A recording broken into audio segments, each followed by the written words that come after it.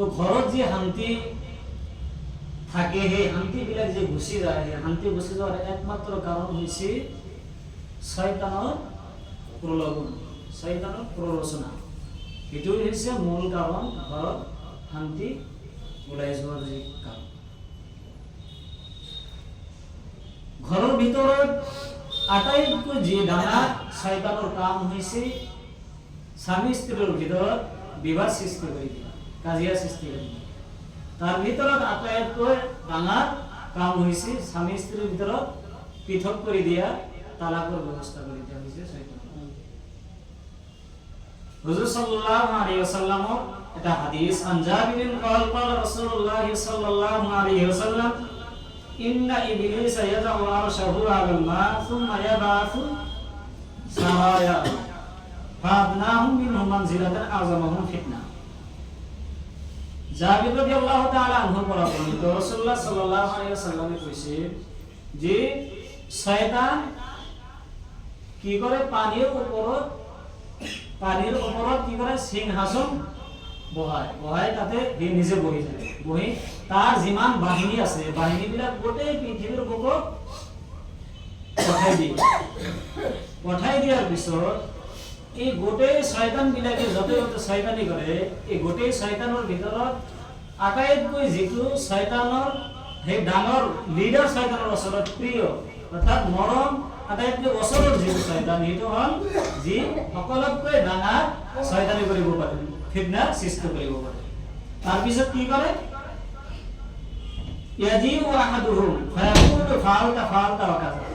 গোটেই শয়তানবিলাক পৃথিৱীৰ বুকত কি হৈছে, শয়তানি কৰিব আহিছে, যাই পিনে বেলেগ বেলেগ ফিতনা সৃষ্টি কৰি দিছে, বেলেগ শয়তান বেলেগ ফিতনা সৃষ্টি কৰি দিছে। কোনোবা মানুহৰ লগত কাজিয়া লগাই দিছে, কোনোবা মানুহক নামাজৰ পৰা উভতাই পঠাইছে ঘৰত, কোনোবা তবলিগত গেছে, যোৱাৰ পিছত 2-3 দিন থাকছে, ভাল লগা নাই, উভতাই পঠাইছে। কিন্তু যাৰ যিমান কি হৈছে শয়তানৰ কাম কৰি আছে, কৰাৰ পিছত যেতিয়া উভতি আহিছে, আহি যি লিডাৰ তাৰ ওচৰত কি হিচাপ দি আছে, লিডাৰ শয়তানে কি কৰি আছে, হিচাপ লৈ আছে যে কোনে কি কৰিছে। কোনোবা কৈ আছে কি ফায়াকুলু ফাআলতা কাযা ওয়া কাযা, মই অমুক অমুক কাম কৰিলো।